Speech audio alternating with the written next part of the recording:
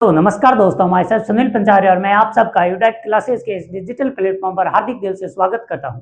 तो दोस्तों, जैसा कि हम हमारी इस मुहिम में इंडियन पॉलिटिक्स से रिलेटेड टॉपिक पर चर्चाएं करनी शुरू की थी, वो पहल काफी अच्छी तरीके से आगे बढ़ रही है और आगे बढ़ते हुए आज हमने जो हमारी इस पहल का टॉपिक रखा है वो है लोकसभा। लोकसभा पढ़ रहे हैं, इसका मतलब हम हमारे वर्तमान में जो नया टॉपिक चल रहा है वो है भारत की व्यवस्थापिका यानी कि संसद। और संसद के बारे में हम एक वीडियो ऑलरेडी बना चुके हैं जिसके अंदर हमने देखा था कि संसद क्या है, संसद के भाग कौन कौन से हैं, और उसके बाद हमारा जो मुख्य टॉपिक बना था वो बनी थी राज्यसभा। और राज्यसभा के बारे में हमने कुछ बेसिक जानकारियां जमा की। आज हम लोकसभा के बारे में कुछ चर्चा करना चाहते हैं। इसके तहत हम राज्यसभा और लोकसभा को समझने के बाद हम समझेंगे भारत की संसदीय प्रक्रिया, यानी संसद में कौन से कार्य किस तरीके से होते हैं और संसद में बहस कैसे होती है, संसद मंत्रिपरिषद को किस तरीके से जवाबदेह बनाती है। इन तमाम बिंदुओं पर हम चर्चा करेंगे नेक्स्ट वीडियो में। तो आज हमारी इस पहल को आगे बढ़ाते हैं और हम अपने बारे में, अपने इस लोकसभा वाले टॉपिक के बारे में जो आवश्यक टॉपिक हैं, जो पॉइंट हैं और जो आर्टिकल हैं, उनसे रिलेटेड कुछ चर्चाएं करते हैं। आइए तो हम शुरुआत करते हैं। भारतीय संविधान का जो आर्टिकल नंबर 79 है वो कहता है कि भारत का जो संसद है उसके 3 भाग हैं, राष्ट्रपति, लोकसभा और राज्यसभा। राष्ट्रपति के बारे में हम पढ़ चुके, राज्यसभा के बारे में हम पढ़ चुके। आज हमारा जो टॉपिक बन रहा है वो बन रहा है लोकसभा, यानी कि हम आज आर्टिकल 79 को कंप्लीट करने वाले हैं। तो आर्टिकल 79 में जैसे बता रखा है कि भारत की संसद राष्ट्रपति, लोकसभा और राज्यसभा से मिलकर बना है, और आर्टिकल 80 है वो राज्यसभा के बारे में, राज्यसभा की संरचना बताता है।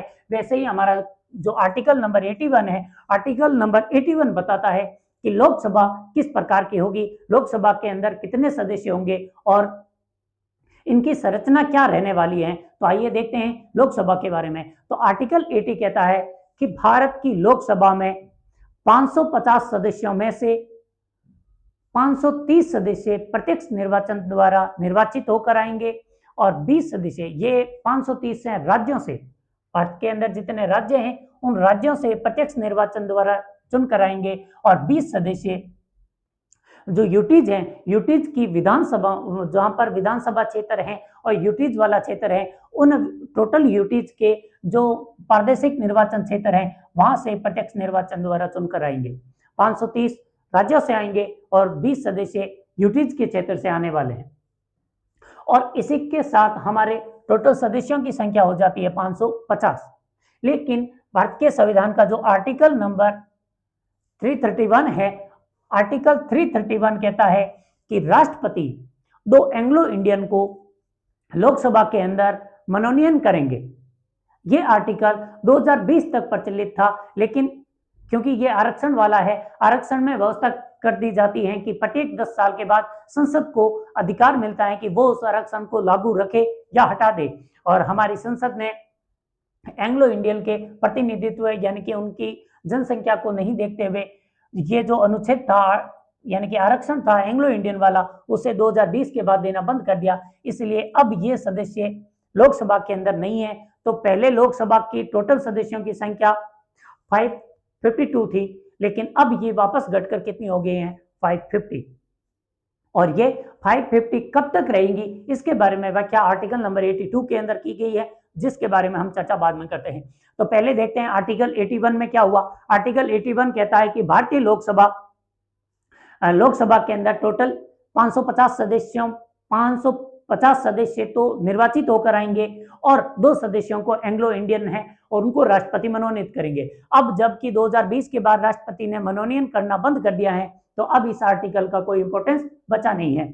तो अब वापस टोटल सदस्य भी कितने हो गए हैं, वापस 550 सदस्य हैं, और 550 सदस्य प्रत्यक्ष निर्वाचन द्वारा। इनका निर्वाचन कैसे होता है, प्रत्यक्ष निर्वाचन पद्धति के द्वारा होता है।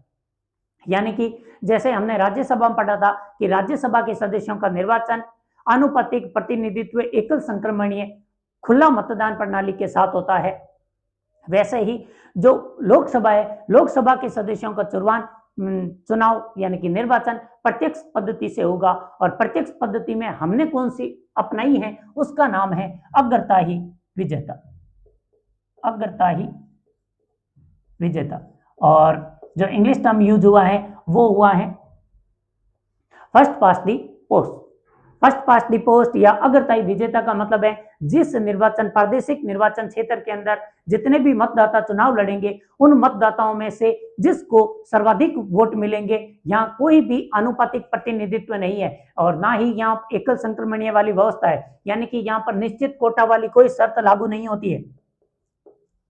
निश्चित कोटा के बारे में कल हमने देखा था कि टोटल जितने निर्वाचक यानी कि मतदाता की संख्या थी और नीचे थे जीतने वालों की विजेताओं की संख्या और प्लस में 1 और प्लस में 1, ये जितना मान आता था उसे बोलते थे निश्चित कोटा। लेकिन हमारे यहाँ लोकसभा के अंदर निश्चित कोटा का कोई प्रावधान नहीं है, तो कंफ्यूज करने के लिए हो सकता है कि स्टेटमेंट यही मिले कि लोकसभा के निर्वाचन में हमने अग्रताई विजेता पद्धति को अपनाया है और इस अग्रताई विजेता पद्धति के तहत जो भी व्यक्ति एक निश्चित कोटा प्राप्त करता है वो विजेता हो जाता है। तो ये स्टेटमेंट गलत होगा क्योंकि यहाँ पर किसी भी प्रकार के निश्चित कोटा की बात नहीं हुई है। अग्रताई विजेता का मतलब होता है जिस व्यक्ति को ज्यादा वोट मिलते हैं।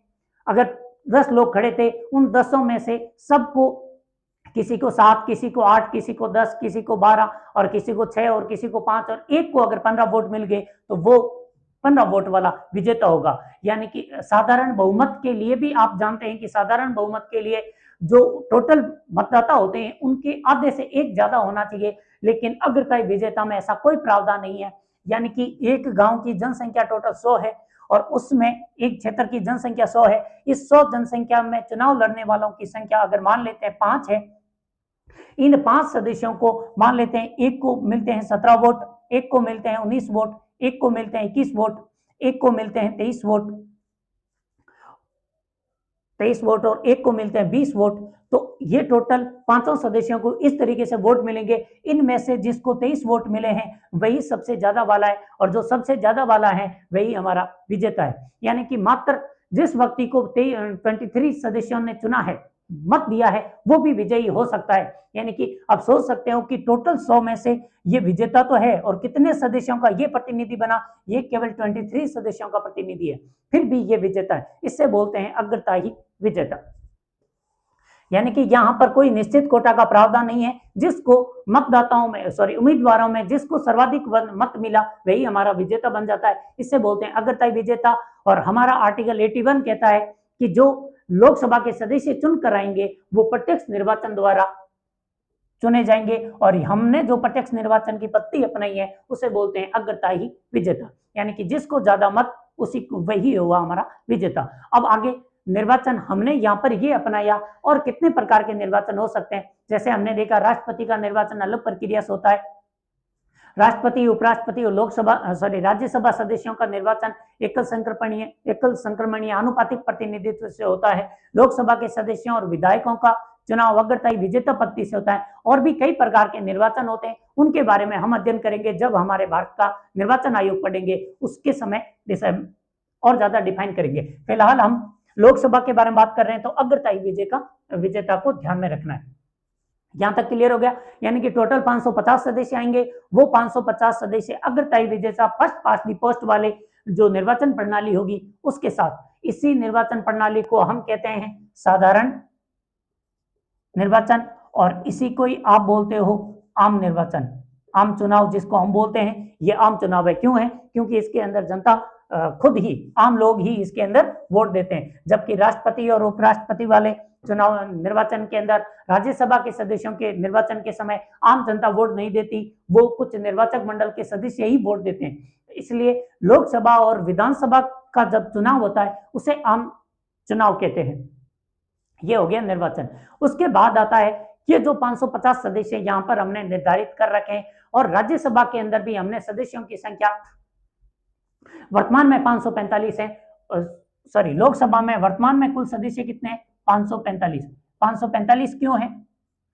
क्योंकि 5 सदस्य हैं जो हमारे पीओ के क्षेत्र से आने वाले हैं, इसकी उम्मीद में हम, इसलिए उनके लिए आज भी सीटें खाली छोड़ी जाती है। और ये जो 545 सदस्य हैं, इन 545 सदस्यों में 2 तो ये हट गए, पहले 547 हुआ करते थे, 2 हटने के बाद अब बचे हैं 545 और ये 545 सदस्यों से लोकसभा बनी हुई है। और राज्यसभा में 245 सदस्य हैं, होने चाहिए 250, लेकिन 5 सदस्य वहां भी कम है।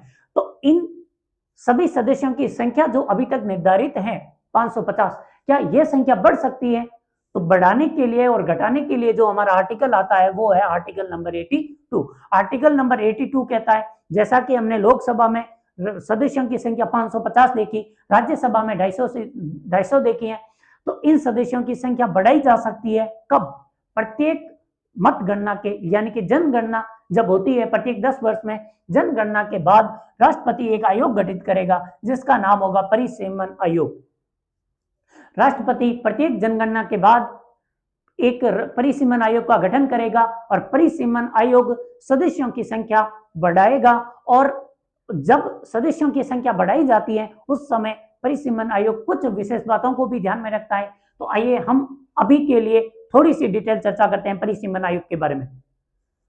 पहला प्रावधान भारतीय संविधान कहता है, राष्ट्रपति प्रत्येक जनगणना के बाद में एक निर्वाचन आयोग परिसीमन आयोग का गठन करेगा। यह परिसीमन आयोग होगा जो डिसाइड करेगा कि पहली चीज, राज्यों को जो सदस्यों की संख्या मिलती है उनकी जनसंख्या के अनुपात में मिलेगी, यानी लोकसभा में राज्यसभा में कितने सदस्य आएंगे इसका फैसला जनसंख्या के अनुपात में होगा। जैसे हम जानते हैं कि अमेरिका के अंदर जो सीनेट है, उस सीनेट के अंदर जो यानी कि उच्च सदन के अंदर प्रत्येक राज्य से 2 सदस्य आते हैं, लेकिन भारत के अंदर ऐसा नहीं है कि राज्यसभा के अंदर प्रत्येक राज्य से 2-2 सदस्य लिए जाए। हमारे यहाँ राज्यसभा के अंदर हम जानते हैं यूपी से 31 सदस्य आते हैं, जबकि राजस्थान से 10 सदस्य जाते हैं, पश्चिम बंगाल से 16 सदस्य जाते हैं। तो ये जो सदस्यों की संख्या है हर राज्य की अलग अलग है। इसका कारण क्या है? हमारे यहाँ सदस्यों जब परिसीमन आयोग सीटों का बंटवारा करता है उस समय सीटों का बंटवारा करने के लिए ये एक ही सिद्धांत को फॉलो करते हैं। पहला सिद्धांत है, राज्यों के बीच में जो सीटों का बंटवारा होगा वो उनके क्षेत्रफल और जनसंख्या के अनुपात में होगा, यानी कि सभी राज्यों की जनसंख्या को, जनता को जो प्रतिनिधित्व मिलता है निश्चित अनुपात में मिले। इसलिए हमारे यहाँ यूपी की जनसंख्या ज्यादा है इसलिए, और क्षेत्रफल भी कम है, इस चक्कर में यूपी के जो सदस्य राज्यसभा में जाए या लोकसभा में जाए या फिर विधानसभाओं में भी हो, इनकी संख्या सर्वाधिक मिलेगी क्योंकि यहाँ की जनसंख्या ज्यादा है। तो जनसंख्या के आधार पर हमारे यहाँ फैसला किया जाएगा ताकि निश्चित जनसंख्या का प्रतिनिधित्व निश्चित रहे। दूसरी चीज, राज्यों में प्रादेशिक निर्वाचन क्षेत्रों का गठन किया जाएगा। प्रादेशिक निर्वाचन क्षेत्रों का मतलब है कि अगर जनसंख्या कम क्षेत्र के अंदर ज्यादा फैली हुई है तो वो निर्वाचन क्षेत्र कम होगा। ऐसे ऐसे कई निर्वाचन क्षेत्रों का गठन किया जाएगा। और अगर जनसंख्या ज्यादा क्षेत्रफल में कम जनसंख्या फैली है तो प्रादेशिक निर्वाचन क्षेत्रफल को बढ़ा दिया जाएगा। फॉर एग्जाम्पल, जो हमारे तहसील वाले क्षेत्र होते हैं वहां के जब विधायक होते हैं वो पूरी की पूरी तहसील का एक विधायक हो सकता है, लेकिन अगर हम जिले के क्षेत्रफल में देखें तो एक ही जिले वाले क्षेत्र से हम 4-5 एमएलए को चुनाव के लिए खड़े होते देखते हैं। उनमें से कुछ 4-5 क्षेत्रों के एमएलए एक ही जिले के जो क्षेत्रफल होता है उसमें होते हैं। उसका कारण क्या है कि जिले के अंदर जो जिला मुख्यालय है वहां की जनसंख्या छोटे क्षेत्र के अंदर ज्यादा सा केंद्रित है, जबकि तहसीलों वाले क्षेत्रों में जनसंख्या बड़े बड़े क्षेत्रों में फैली रहती है। इसी का ही एक अनुपात निश्चित रहना चाहिए, यानी क्षेत्रफल और जनसंख्या वाला अनुपात है वो निश्चित रहना चाहिए। ऐसा प्रावधान करने के लिए हमारा यहाँ परिसीमन आयोग का गठन किया जाता है। अब तक हमने कितने परिसीमन आयोग बनाए? अब तक हमने 4 परिसीमन आयोग बनाए हैं। पहला 1952 में, फिर 62 में, फिर 72 में, फिर 2002 के अंदर 4 परिसीमन आयोग बनाए। और इन चारों अंतिम जो 2002 वाला परिसीमन आयोग बनाए गए हैं उसके आधार पर हमारे यहाँ जो सदस्यों की संख्या का बंटवारा किया गया है और इसके लिए निश्चित कर रखा है कि 2026 तक हमारे यहाँ राज्यों के बीच में जो सीटों का बंटवारा किया गया है और जो प्रादेशिक निर्वाचन क्षेत्र निर्धारित कर रखे हैं वो 2026 तक स्थिर रहने वाले हैं। यानी कि 2026 के बाद अब 2021 के अंदर हमारे यहाँ 2021 में जनगणना होने वाली थी, वो किसी कारणवश से हो नहीं सकी थी। तो अब जब 2021 के अंदर जनगणना होगी, उस जनगणना के बाद जब भी चुनाव होगा जो 2034 में होने वाले हैं, 2034 के चुनाव के दौरान इनकी संख्या फिर हमें बढ़ी हुई मिलेगी। जो फिलहाल 550 है लोकसभा के अंदर, तो यहाँ पर कई लोगों के सुझाव आते हैं कि अब जब इस परिसीमन पर कई चुनौतियां भी खड़ी हो रही हैं, कई लोगों के बीच में ये चर्चा का मुद्दा भी बना हुआ है। इसमें चर्चा इस चीज की है कि कुछ राज्य ऐसे हैं जिन्होंने जनसंख्या पर बहुत अच्छा नियंत्रण किया। मोस्टली उसके अंदर आते हैं दक्षिण भारत के राज्य। पहली चीज, दक्षिण भारत के राज्यों ने जनसंख्या पर नियंत्रण किया और खुद को अन्य क्षेत्रों में विकसित करने पर ज्यादा फोकस किया। वहीं हमारे कुछ जो नॉर्थ साइड के यानी उत्तर के राज्य हैं, उन्होंने जनसंख्या पर नियंत्रण करने में बहुत ज्यादा पिछड़ापन दिखाया है। उनकी जनसंख्या ज्यादा कंट्रोल नहीं हुई। जैसे कि यूपी की जनसंख्या छोटे बड़े देशों के समान है, तो ये जो जनसंख्या इतनी बढ़ जाती है, तो अब दिक्कत ये इस चीज की है क्योंकि परिसीमन आयोग जनसंख्या को आधार मानता है सीटों के बंटवारे में, जबकि तो इस आधार पर देखा जाए तो उन राज्यों के साथ धोखा होने की संभावनाएं हैं जिन्होंने अच्छा कार्य किया था, यानी जनसंख्या नियंत्रण करके उन्होंने जो अच्छा कार्य किया, अब जब सीटों का बंटवारा होगा तो जिन्होंने जनसंख्या पर नियंत्रण नहीं किया उनको सीटें ज्यादा मिलेगी, यानी उनके राज्यों का प्रतिनिधित्व बढ़ेगा, और जिन्होंने अच्छा काम किया, जनसंख्या पर नियंत्रण करने की कोशिश की, उनको सजा के तौर पर उनकी सीटों की संख्या कम रह जाएगी। और ये वर्तमान में परिसीमन आयोग के सामने सबसे बड़ी चुनौती के रूप में सबसे बड़ा चैलेंज है। तो ये जो परिसीमन आयोग के बारे में था, और 2026 तक के लिए यानी कि 87वें संविधान संशोधन 87वें संविधान संशोधन में यह प्रावधान किया गया था कि 2001 की जनसंख्या के अनुसार हम 2026 तक की सीटों को निश्चित कर देते हैं। अब 2026 तो आ गया, 2025 खत्म होने को तैयार है और 2026 आने वाला है। जैसे ही 2026 आएगा, इसके बाद वाले चुनाव में ये दिक्कत आनी है, लेकिन बाद वाले चुनाव में दिक्कत नहीं आएगी क्योंकि अभी 2021 में जनगणना हुई नहीं है। तो जनगणना होगी 2031 में। 2031 की जनगणना के बाद आगे वाला चुनाव, क्योंकि 2029 में चुनाव हो चुका होगा, तो 2035 के अंदर 34 में चुनाव होगा। तो ये फिर दिक्कत अभी 2035 के लिए टली हुई है, लेकिन 2034 वाले चुनाव में ये दिक्कत फिर से खड़ी होने वाली है। ये था परिसीमन आयोग। इसके बारे में आप और भी जहां से भी करंट की कोई खबरें मिले तो इनको तैयार रखना, क्योंकि ये बहस का मुद्दा है, तो डिस्क्रिप्टिव एग्जाम के अंदर तो डेफिनेटली पूछा जाएगा। तो ये था हमारा आर्टिकल नंबर 82। अब देखते हैं आर्टिकल नंबर 83 क्या कहता है। आर्टिकल नंबर 83 कहता है कि लोकसभा का कार्यकाल कितना है। नॉर्मली लोकसभा और राज्यसभा के जो कार्यकाल की बात की गई है वो आर्टिकल नंबर 83 में की गई है। यहाँ पर बताया गया है कि जो राज्यसभा है उसके बारे में हमने कल चर्चा की, तब बात की थी कि राज्यसभा स्थायी सदन है और इसके सदस्यों का मतलब ये सदन कभी भी भंग नहीं होगा, जबकि आर्टिकल 83 कहता है लोकसभा का सामान्यतः कार्यकाल 5 वर्ष का होता है। एक बार प्रथम बैठक से लेकर 5 वर्ष के लिए लोकसभा चुनी जाएगी। ये निम्न सदन है, लोगों का सदन है, आम सदन है, और इसका 5 साल के बाद में पुनः निर्वाचन होगा और ये फिर 5 साल के लिए चुनी जाएगी। यहां पर कार्यकाल केवल इतना ही है।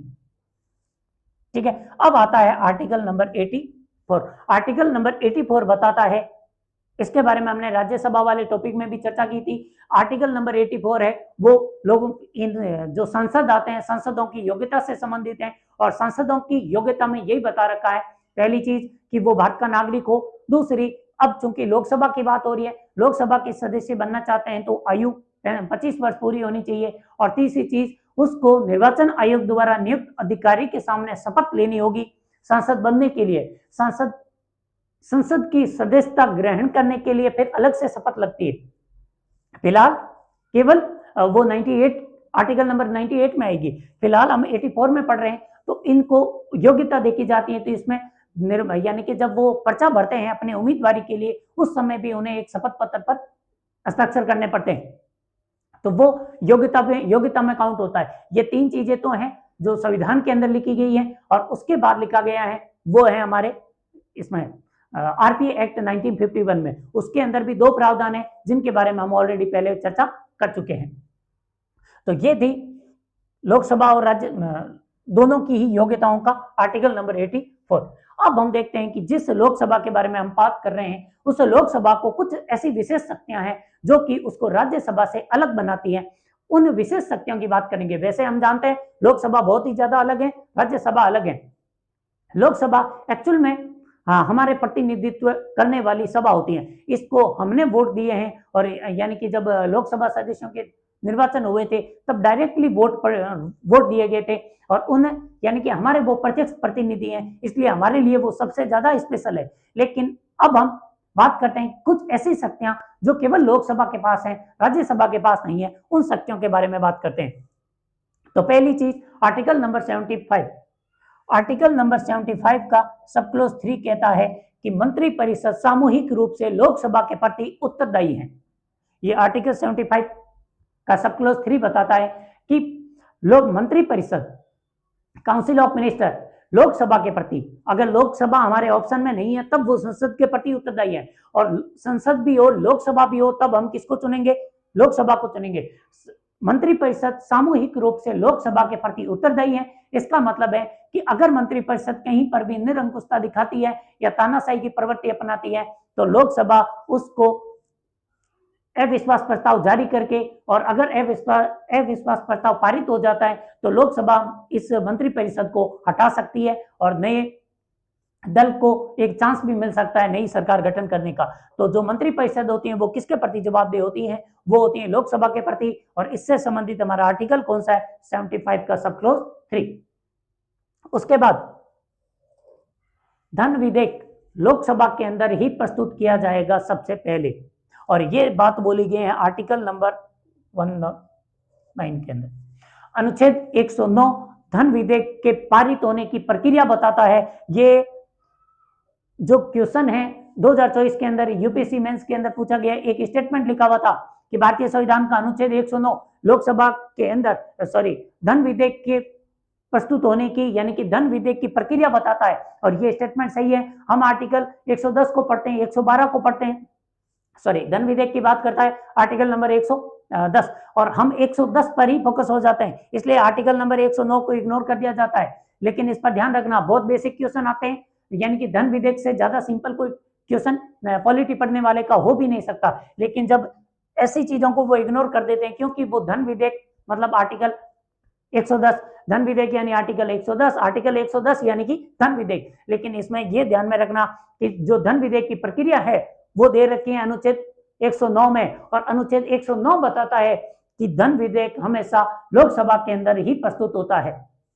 क्यों होता है भाई लोकसभा के अंदर? लोकसभा में इसलिए प्रस्तुत होता है क्योंकि लोकसभा जनता के प्रतिनिधियों की है। इसका वैसे भी इंग्लिश नाम ही पीपल, हाउस ऑफ पीपल, यानी कि लोगों की सभा है, आम लोगों की सभा है, और लोगों के प्रतिनिधि लोकसभा में ही बैठते हैं। जब जनता का पैसा, यानी कि जो भारत का पैसा है, भारत की जो संचित निधि में आने वाला पैसा है, लोक लेखा समिति का, लोक लेखा अकाउंट का जो पैसा है, या आकस्मिक निधि में जो डाला गया पैसा है, ये तमाम पैसा एक्चुअल में तो भारत की जनता का है। भारत की जनता के पैसों का अगर कहीं पर भी खर्च हो रहा है या फिर उस पैसे को किसी अन्य योजना में लगाया जाने वाला है, तो सबसे पहले इस बात की सूचना किसको मिलनी चाहिए, और इस अनुमति देने का अधिकार किसको होना चाहिए? जनता को होना चाहिए। अब चूंकि भारत के अंदर प्रत्यक्ष लोकतंत्र लागू करना पॉसिबल नहीं है। कैसे नहीं है? क्योंकि भारत की जनसंख्या तकरीबन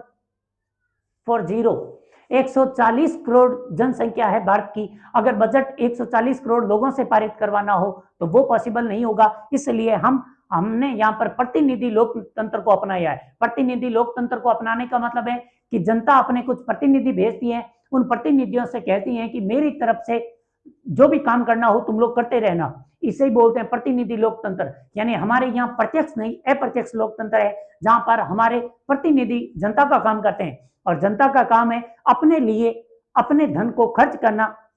जब हम अपने लिए धन को खर्च करते हैं तो हमारे जो प्रतिनिधि हैं, जो प्रत्यक्ष गए हैं, वो तो लोकसभा में, इसलिए लोकसभा में ही धन विधेयक सबसे पहले प्रस्तुत होता है। और इससे रिलेटेड आर्टिकल 109 है, ये जरूर ध्यान में रखना। उसके बाद राष्ट्रीय आपात के बारे में हमने पढ़ा है इमरजेंसी प्रोविजंस के अंदर। इमरजेंसी प्रोविजन में हमने पढ़ा था पहला नेशनल इमरजेंसी। नेशनल इमरजेंसी में हटाने के बारे में जब हमने बात की थी तब बताया था कि 44वें संविधान संशोधन 1978 ने लोकसभा को एक विशेष शक्ति दी है। लोकसभा को एक विशेष शक्ति दी है कि वो अगर राष्ट्रीय आपात को हटाना चाहते हैं तो लोकसभा के 10% सांसद, अगर सत्र चल रहा है तो लोकसभा के पीठासीन अधिकारी यानी कि अध्यक्ष को एप्लीकेशन यानी कि वो सूचित करते हैं और उनको जाकर कहते हैं कि प्रभु आप लोकसभा के अंदर राष्ट्रीय आपात पर चर्चा करवाइए, और इस पर हमें लगता है कि राष्ट्रीय आपात की जो परिस्थितियां थी वो हट चुकी हैं, हमें राष्ट्रीय आपात हटा लेना चाहिए। और उस संकल्प को अगर लोकसभा, केवल लोकसभा साधारण बहुमत से पारित कर दे तो वो राष्ट्रीय आपात हट जाएगा।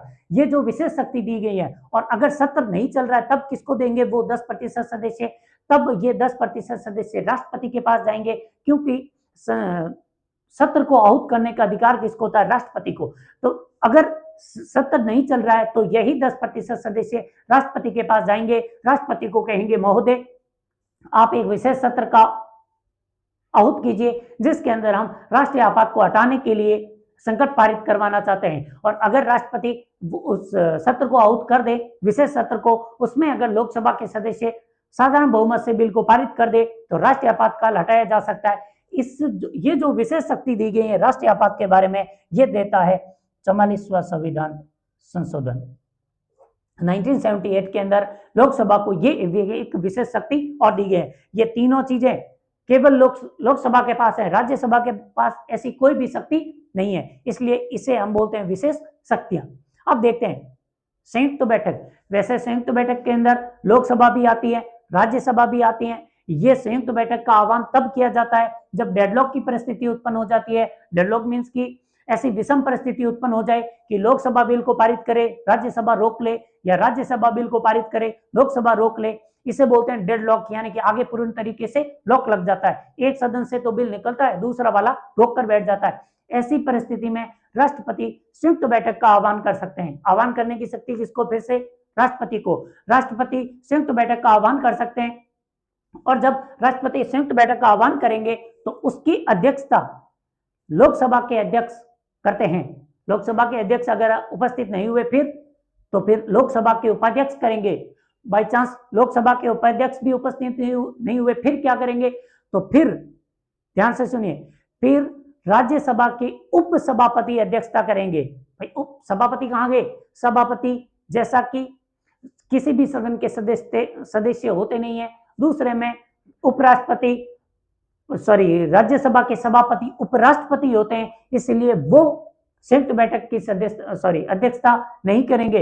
यानी कि 3 कंडीशन है, लोकसभा का अध्यक्ष उपस्थित नहीं है, उपाध्यक्ष को बुला लो, उपाध्यक्ष भी उपस्थित नहीं है, राज्यसभा के उपसभापति को बुला लो, उपसभापति भी गांव गए हुए हैं, तो क्या करोगे, तो संयुक्त बैठक मिलकर अपने में से किसी एक व्यक्ति को डिसाइड कर लेगी कि ये व्यक्ति हमारा पीठासीन अधिकारी होगा। ये थोड़ी विशेष बात थी संयुक्त बैठक के बारे में, ये भी थोड़ी ध्यान में रख लेना कि और संयुक्त बैठक का जो प्रावधान है वो कहां पर किया गया है, अनुच्छेद 109 में।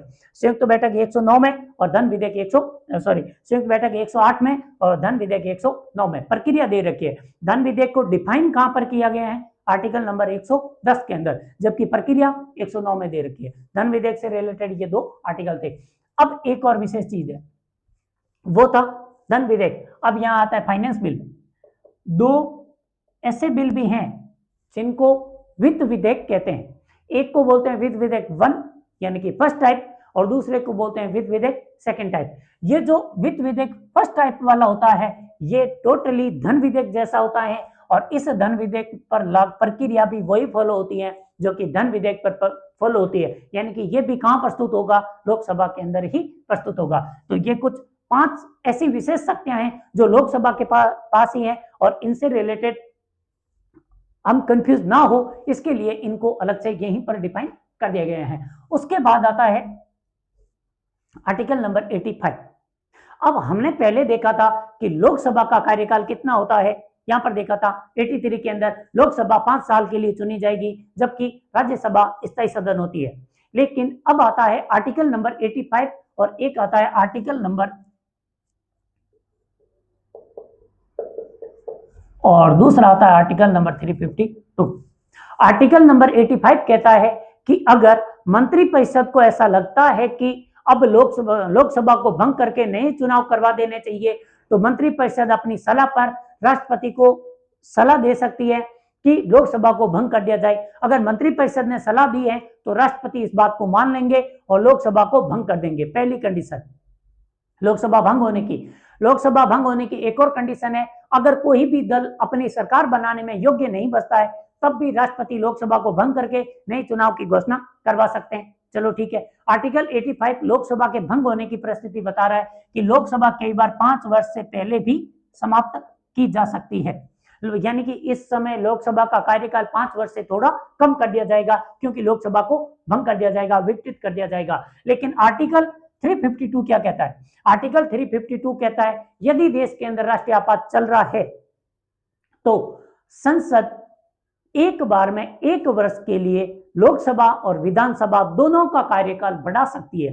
यानी कि हम लोकसभा पर फोकस कर रहे हैं तो संसद आर्टिकल 352 के तहत लोकसभा का कार्यकाल एक बार में 1 वर्ष के लिए बढ़ा सकती है। ऐसे ऐसे करते करते करते संसद लोकसभा को अनिश्चित काल तक के लिए भी बढ़ा सकती है, लेकिन एक बार में केवल 1 साल के लिए बढ़ेगी। फिर अगले साल नया प्रस्ताव पारित करके लोकसभा को 1 साल और बढ़ा सकते हो। ऐसे करते करते अनिश्चित काल तक के लिए लोकसभा बढ़ाई जा सकती है। कंफ्यूजन हो रहा है तो हमेशा दिमाग में रखना कि राष्ट्रीय आपात हमारी इच्छा से नहीं लगा, हमारी अयोग्यता की वजह से नहीं लगा, राष्ट्रीय आपात हम पर बाह्य आक्रमण की वजह से लगा या देश में दंगा फसाद की स्थिति में लगा। जब ऐसी परिस्थिति होती है तो सरकार केवल अपना शासन नहीं, क्योंकि नई लोकसभा गठित करने के लिए चुनाव करवाने होंगे और आक्रमण की परिस्थिति में, युद्ध की परिस्थिति में और दंगों की परिस्थिति में क्योंकि चुनाव हो नहीं सकते, इसलिए लोकसभा को ही, जो पुरानी लोकसभा है उसी के ही कार्यकाल को आगे बढ़ाते रहो, क्योंकि जब तक लोकसभा रहेगी तब तक मंत्रिपरिषद रहेगी, जब मंत्रिपरिषद रहेगी तभी राष्ट्रपति ढंग से कार्य कर सकेंगे। यहाँ कंफ्यूजन हो सकता है, लोकसभा भंग होने के बाद भी मंत्रिपरिषद रहती है, लेकिन वो मंत्रिपरिषद फिर केयरटेकर बन जाती है और केयरटेकर मंत्रिपरिषद किसी काम की नहीं है, ऐसे ही मतलब एक दिखावा मात्र रहती है, बाकी एक्चुअल में मंत्रिपरिषद बसती नहीं है। तो मंत्रिपरिषद तब तक मंत्रिपरिषद है जब तक लोकसभा जिंदा है। क्यों? क्योंकि मंत्रिपरिषद पूर्ण रूप से लोकसभा के प्रति सामूहिक रूप से उत्तरदायी होती है। तो जब लोकसभा ने नहीं रहेगी तो मंत्रिपरिषद बेकार हो जाएगी या फिर तानाशाह हो जाएगी। तो ऐसी परिस्थिति में लोकसभा को रखना जरूरी है।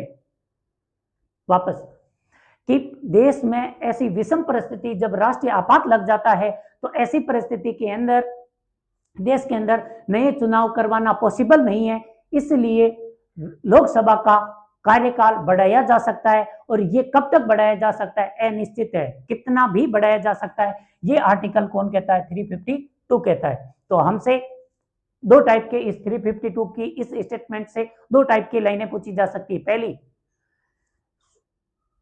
जो लोकसभा है, लोकसभा का कार्यकाल एक बार में, या फिर ऐसा ही बोल दिया जाए कि लोकसभा का कार्यकाल 1 साल बढ़ाया जा सकता है, लेकिन ये स्टेटमेंट अधूरा है। एक बार में 1 साल तक बढ़ाया जा सकता है। और अगर ये स्टेटमेंट इस रूप में आए कि लोकसभा को राष्ट्रीय आपात की स्थिति में किसी भी परिस्थिति में 1 साल से ज्यादा नहीं बढ़ाया जा सकता, तो वो गलत होगा। लोकसभा का कार्यकाल अनिश्चित समय तक के लिए भी बढ़ाया जा सकता है। तो ये था आर्टिकल 85 जो कहता है कि लोकसभा का कार्यकाल 5 साल से कम भी किया जा सकता है। फिर आर्टिकल 352 कहता है कि लोकसभा का कार्यकाल 5 साल से आगे भी बढ़ाया जा सकता है। ये 5 साल से ज्यादा की बात कर रहा है, 85 5 साल से कम की बात कर रहा है। अब आता है आर्टिकल नंबर 93। हमने देखा आर्टिकल नंबर 89 है, वो बात करता है, यहाँ 84 तक हो चुका है। 85 में हमने देखा था कि राष्ट्रपति सत्र बुलाते हैं, सत्रावसान करते हैं। 85 में लोकसभा के भंग होने की भी बात हुई थी। फिर 86 में विशेष अभिभाषण की बात हुई। 88 के अंदर भी हमने चर्चा की है। 88 के अंदर मंत्री और महान्यायवादी को कुछ विशेष अधिकार मिलते हैं, वही बैठक में शामिल होना, मताधिकार नहीं देना, वो विशेष शक्ति थी। 89 में फिर राज्यसभा के सभापति की बात आ गई। फिर 90 के अंदर सभापति, उप सभापति की बात आई। 91 के अंदर उप सभापति को हटाने की बात आई। और फिर अब हम आते हैं 93 के अंदर, और 93 कहता है कि लोकसभा अपने सदस्यों में से 2 पीठासीन अधिकारी नियुक्त करेगी, जिनको एक को बोलते हैं अध्यक्ष और दूसरे को बोलते हैं उपाध्यक्ष। लोकसभा अपने सदस्यों में से 2 अधिकारी नियुक्त करेगी, जिन्हें बोलते हैं अध्यक्ष और उपाध्यक्ष। यानी लोकसभा के speaker, deputy speaker, speaker Lok Sabha के सर्वोच्च सदस्य होंगे, और ये फिर लोकसभा की जब बैठक होगी तो उसके समय अध्यक्षता कौन करेंगे? स्पीकर ही अध्यक्षता करेंगे। ये बात करता है आर्टिकल नंबर 93, यानी कि ये बताता है अध्यक्ष और उपाध्यक्ष की नियुक्ति के बारे में। उसके बाद आता है आर्टिकल 94। आर्टिकल 94 बताता है कि अध्यक्ष या फिर उपाध्यक्ष को पद से हटाया कैसे जा सकता है। अध्यक्ष और उपाध्यक्ष को हटाने के लिए अब यहाँ थोड़ा सा राज्यसभा और इनमें थोड़ा सा फर्क आएगा। पहला कि अध्यक्ष को हटाने के लिए या तो वो अगर संसद की सदस्यता के अयोग्य हो जाए, 102 में बताया जाएगा, फिर कभी पढ़ेंगे, अगर लोकसभा की सदस्यता चली जाती है, पद खाली करना पड़ेगा, चाहे अध्यक्ष हो या फिर उपाध्यक्ष हो। दूसरी परिस्थिति, अध्यक्ष उपाध्यक्ष को और उपाध्यक्ष अध्यक्ष को अपने इस्तीफे दे सकते हैं, लेकिन राज्यसभा में ऐसा नहीं था। राज्यसभा में उपसभापति सभापति को इस्तीफा दे सकते हैं, लेकिन सभापति राष्ट्रपति को देंगे, उपसभापति को नहीं देंगे। लेकिन यहां पर क्या है, पहला अयोग्य हो जाए तो पद खाली हो जाएगा, दूसरा इस्तीफा दे सकते हैं, और तीसरा लोकसभा अपने प्रभावी बहुमत से इनको हटा सकती है 14 दिन की नोटिस के साथ। तो प्रभावी बहुमत फिर से याद करो, लोकसभा में प्रभावी बहुमत कितना होगा, टोटल सदस्य कितने हैं, 545 सदस्यों का आधा, टोटल 545 का आधा हो जाएगा हमारे 272, एक 273 सदस्य, तो प्रभावी बहुमत होगा इसका 273, और इस 273 से एक ज्यादा 274 अगर पक्ष में वोट आते हैं तो लोकसभा का अध्यक्ष और उपाध्यक्ष अपने पद को खाली कर देगा। अगर उस समय टोटल सदस्य 300 आए हुए थे, फिर क्या होगा, तो अगर वोटिंग वाले मेंबर भी 300 भी है, तब भी इनको कितना वोट चाहिए, 273 वोट मिलेंगे, तभी प्रभावी बहुमत होगा, तभी अध्यक्ष और उपाध्यक्ष अपने पद से हटेंगे। ये बात करता है आर्टिकल नंबर 94। उसके बाद देखते हैं आर्टिकल नंबर 95। आर्टिकल नंबर 95 कहता है यदि लोकसभा के अध्यक्ष उपस्थित नहीं है तब क्या होगा, तो लोकसभा के उपाध्यक्ष लोकसभा की अध्यक्षता करेंगे, यानी कि उपाध्यक्ष को वो तमाम शक्तियां मिल जाएंगी जो लोकसभा के अध्यक्ष के पास होती हैं। अब एक और कंडीशन, वो भी 95 ही बताता है, अगर लोकसभा के अध्यक्ष उस समय लोकसभा के अध्यक्ष और उपाध्यक्ष दोनों अनुपस्थित हैं, नाम ध्यान में रखना, अनुपस्थित हैं, अब्सेंट